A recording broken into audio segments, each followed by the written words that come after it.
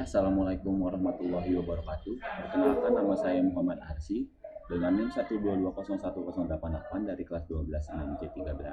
Di sini saya akan mempresentasikan makalah yang sudah saya buat, yaitu makalah mata kuliah Etika Profesi Teknologi Informasi dan Komunikasi. Oke, latar belakang. Jadi latar belakang dari permasalahan ini adalah kebutuhan manusia akan teknologi pada zaman ini semakin meningkat pesat. Selain sebagai penyedia layanan informasi, melalui internet juga, kegiatan komunitas komersial menjadi bagian terbesar dan pesat pertumbuhannya, serta menembus berbagai lintas negara.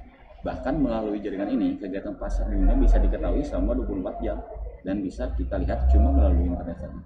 Akan tetapi, apabila kita berbicara mengenai internet, pasti ada sisi negatif yang dihasilkan dan tidak bisa kita hindari. Seiring dengan perkembangan teknologi menyebabkan munculnya kejahatan yang disebut unauthorized computer system.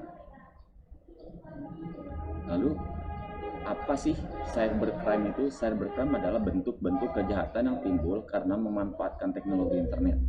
Jadi cybercrime dirumuskan sebagai perbuatan melawan hukum yang dilakukan dengan memakai jaringan komputer sebagai sarana atau alat atau komputer sebagai objek, baik untuk memperoleh keuntungan ataupun tidak, dengan merugikan pihak lain. Apa sih cyber law itu? Nah, cyber law itu adalah hukum yang digunakan di dunia maya yang umumnya diasosiasikan dengan internet. Cyber law merupakan aspek hukum yang ruang lingkupnya meliputi suatu aspek yang berhubungan dengan orang atau subjek hukum yang menggunakan dan memanfaatkan teknologi internet yang dimulai pada saat online dan memasuki dunia cyber atau dunia maya. Nah, di sini saya mengambil beberapa cybercrime. Yang pertama itu ada unauthorized access to computer system.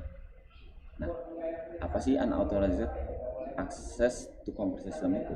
Jadi pengertiannya adalah unauthorized access to computer system adalah kejahatan yang dilakukan dengan memasuki atau menyusup ke dalam suatu sistem jaringan komputer secara tidak sah, tanpa izin atau tanpa sepengetahuan dari pemilik sistem jaringan komputer yang dimasukinya.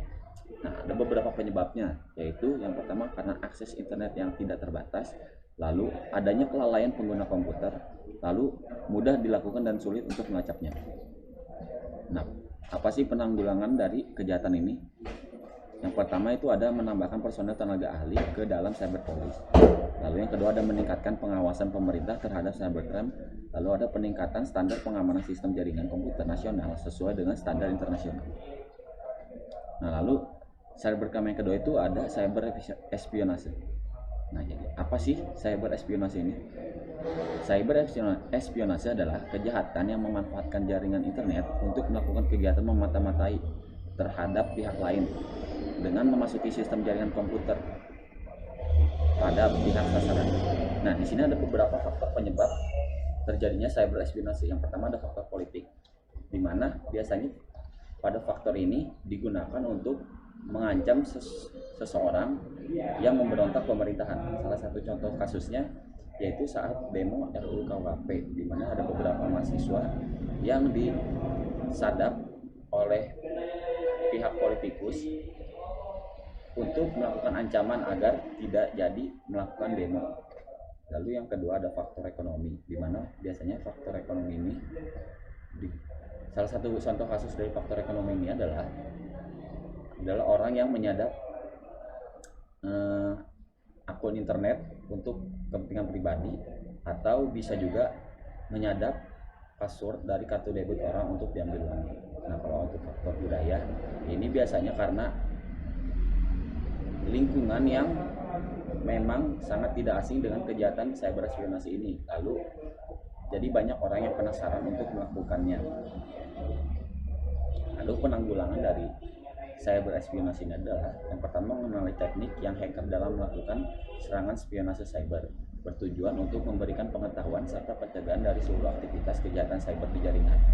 Lalu memantau sistem dari seluruh aktivitas akses menggunakan sistem security monitoring tools yang berfungsi membantu mendeteksi serta mencegah terjadinya aktivitas atau akses yang mencurigakan.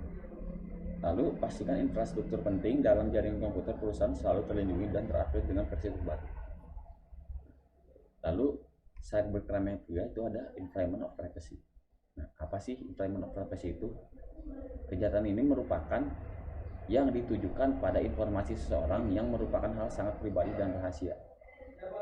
Lalu penyebabnya, yang pertama ada kesadaran hukum, yang kedua ada faktor penegak hukum, dan yang ketiga ada faktor ketiadaan undang-undang.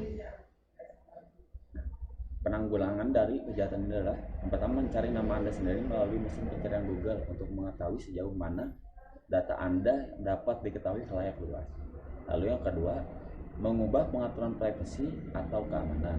Dan yang ketiga, buat kata sandi sekuat mungkin ketika melakukan registrasi online. Sebaiknya lakukan kombinasi antara huruf besar dan kecil, angka dan simbol supaya tidak mudah terbaca. Sekian presentasi yang dapat saya sampaikan. Kurang lebihnya saya meminta maaf jika ada kesalahan dan juga kekurangan. Assalamualaikum warahmatullahi wabarakatuh.